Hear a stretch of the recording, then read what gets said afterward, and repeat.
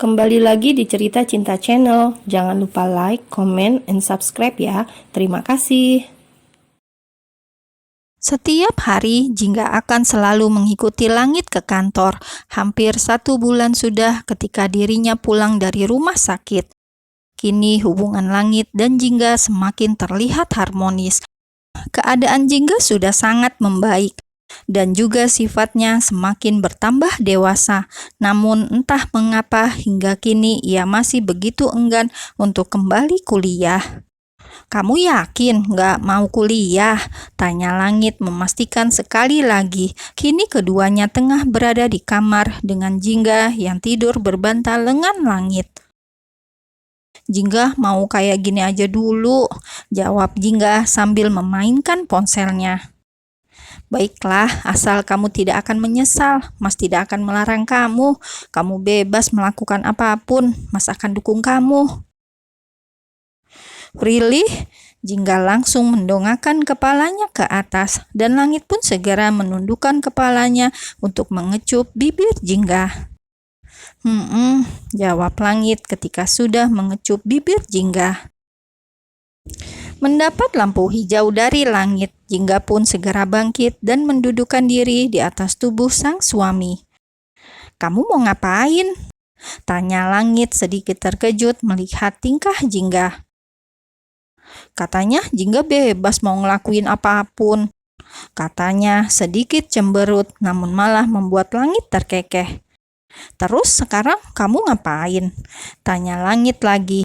Kini ia menaikkan tangannya dan ia jadikan bantal kepala sendiri.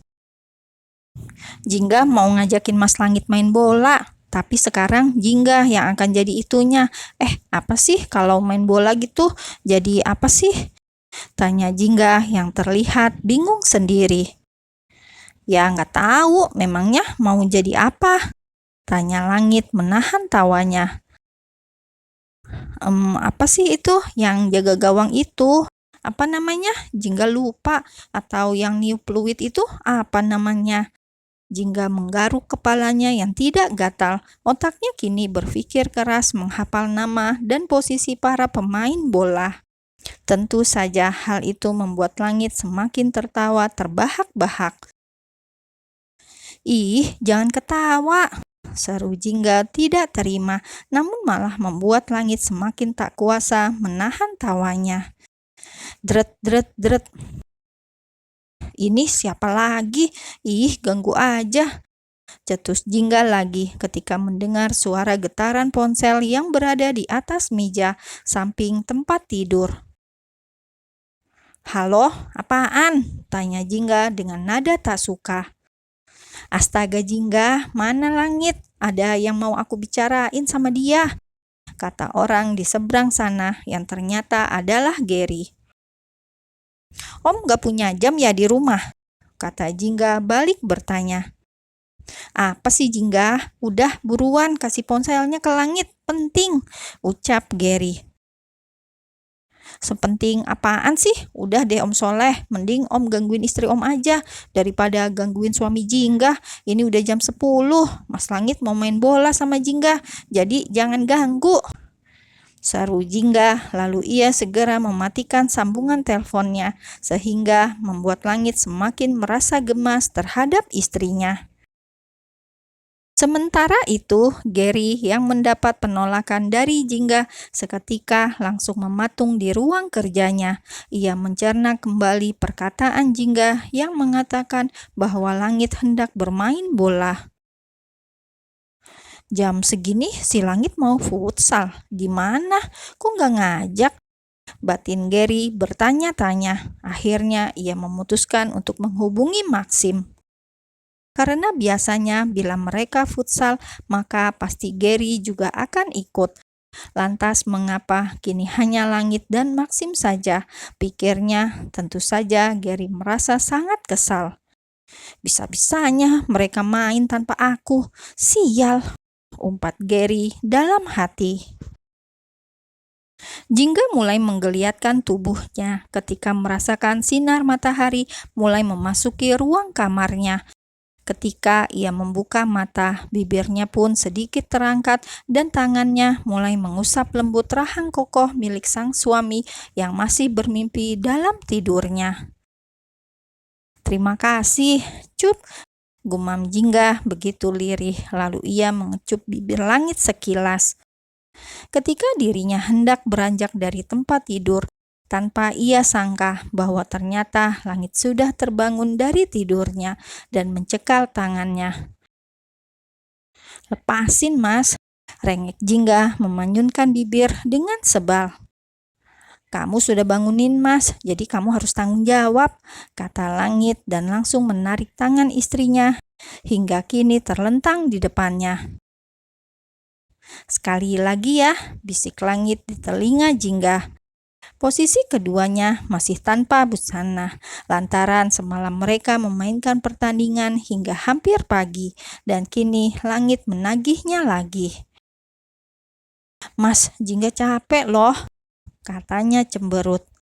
"Ya udah, kamu diem aja biar Mas yang kerja," bisiknya begitu terdengar seksi hingga membuat tubuh Jingga kembali bergetar.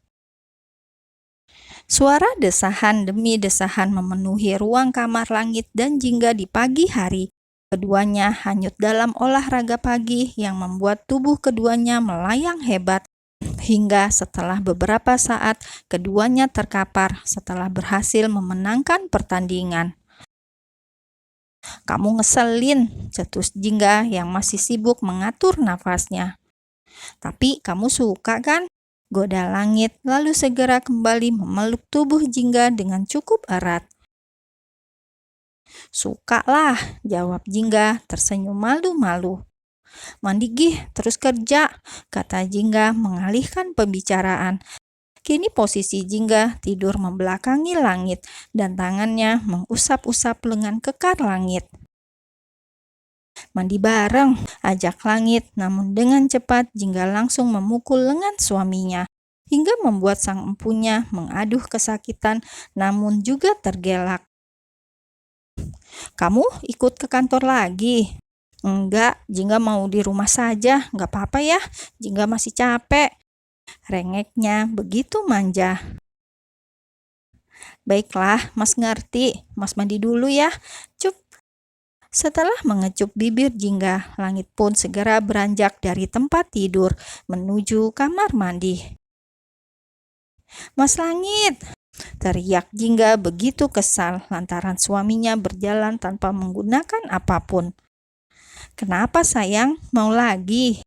goda langit malah berbalik dan tersenyum mesum pada istrinya. "Buruan masuk nggak, Jingga lempar bantal nih," ancam Jingga dengan menutup wajahnya dengan bantal. Tentu saja hal itu membuat langit semakin tertawa terbahak-bahak. Padahal Jingga sudah sering merasakannya, lantas mengapa wanita itu harus berteriak coba? Pikir langit terkekeh. Mendengar suara pintu kamar mandi yang tertutup, membuat Jingga pun berani membuka bantalnya. Ia menghela nafas dengan cukup berat, lalu ia segera membereskan kekacauan yang sudah ia buat. Tentu saja dirinya memakai kembali pakaian yang semalam ia gunakan terlebih dulu. Setelah itu, Jingga juga menyiapkan pakaian untuk langit pergi ke kantor. Entah mengapa ia merasa dadanya kian terasa sangat sesak. "Ayah, Bunda, kuatkan Jingga," gumam Jingga dalam hati, lalu memejamkan matanya dengan erat.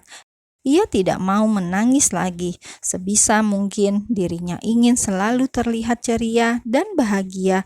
Namun mengapa begitu sulit, pikirnya.